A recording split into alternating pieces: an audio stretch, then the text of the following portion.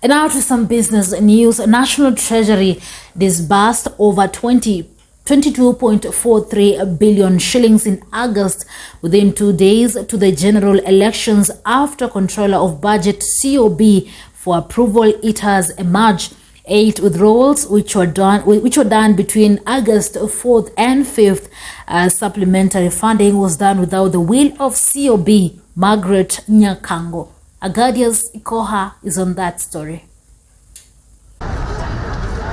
National Treasury disbursed over 22.43 billion in August within 2 days to the general elections after Controller of Budget COB for approval.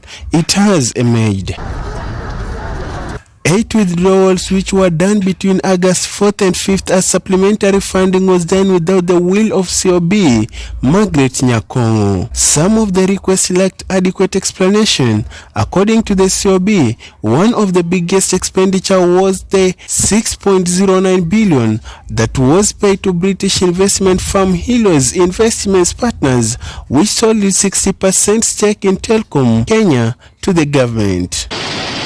Telkom Kenya, the country's third biggest mobile operator, accounts for only a 5% share of the telco industry, with its connection falling in recent times. The State Department for Infrastructure requested 4.8 billion and 2.8 billion for the dualling of the Nairobi Eastern Bypass and the improvement of the Lamu-Ijara-Garissa Road.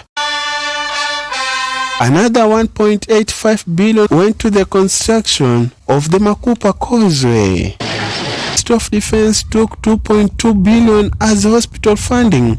COB also approved 125 million as support for multi-agent security teams by the State Department for Interior and Citizen Services.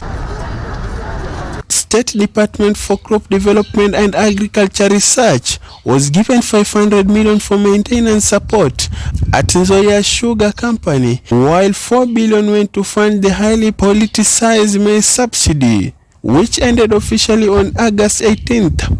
After running for 1 month, was estimated by the previous regime to be about 8 billion, having paid the half of the subsidy money in July. The 22.43 billion transacted in those 2 days was part of 69.45 billion supplementary funding requests made by the ministries, departments and agencies MDAS, cumulatively leaving 25.45 billion as unfunded requisitions as the exchequer battled cash constraints. The other requests, mainly initiated by the Kenya Kwanza administration, were made after the general election between September and December 2022 period.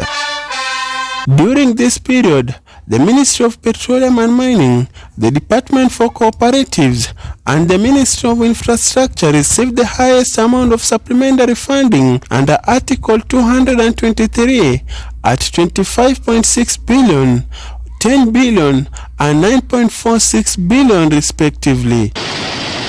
Agadias Ikoha, Maisha Prime News.